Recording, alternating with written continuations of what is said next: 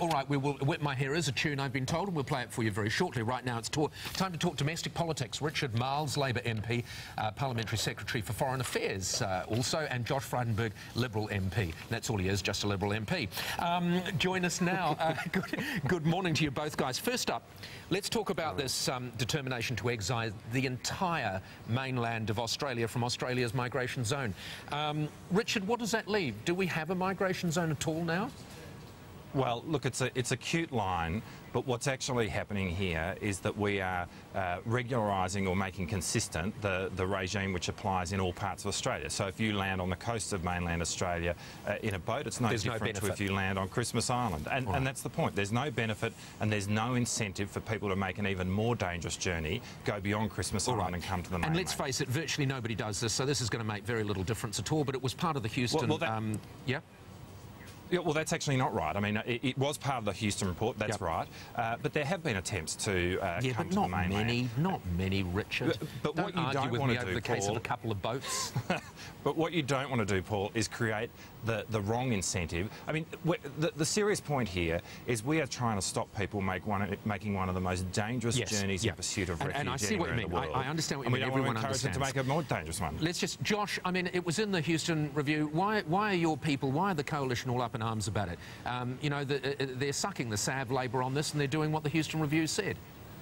Now, look, this is a great display of hypocrisy from the Labor government. Let's not forget that Chris Bowen, the minister, the immigration minister, said at the time when he was in opposition and we tried to introduce such a change, that this was a stain on the national character. Anthony Albanese said it was disgraceful. Yeah, but Josh, none of this is hypocrisy. They said they would do what the Houston Review came up with, so we shouldn't be surprised. It's not it would be hypocritical if they didn't do it.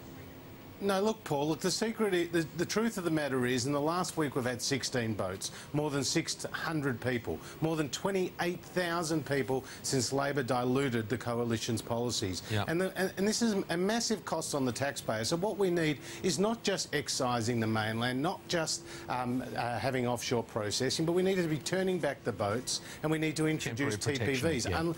Unless we do those suite of measures, Paul, we're not going to actually get the effect that we want. All right. Well, that remains to be seen. But, yeah, certainly whatever is happening at the moment isn't working. Richard, I mentioned you were the Parliamentary Secretary for Foreign Affairs. You're about to head off to PNG. Are you going to go and check out Manus Island?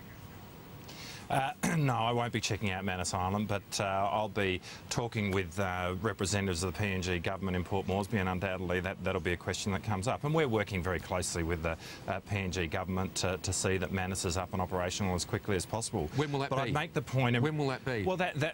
Well, look, we're working through all of those issues, and it will be soon.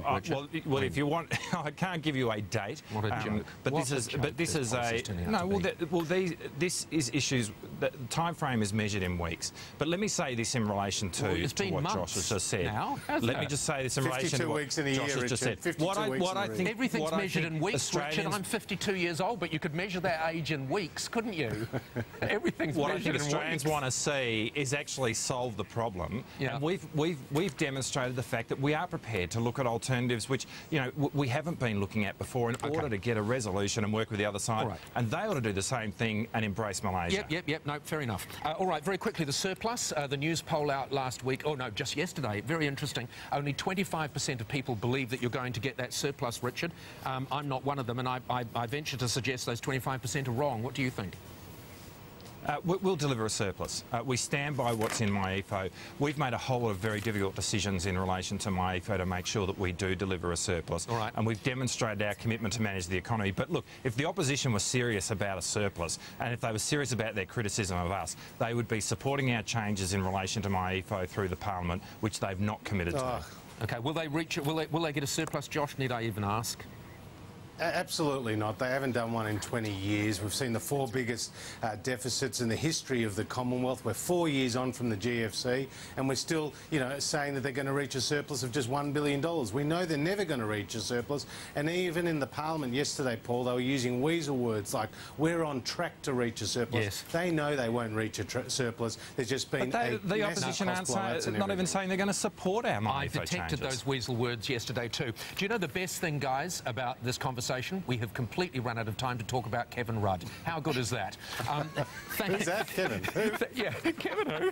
Thank you both very much for joining us, Richard Marles and Josh Frydenberg. Take care and PNG, Thanks Richard. very much. Thanks. Thanks.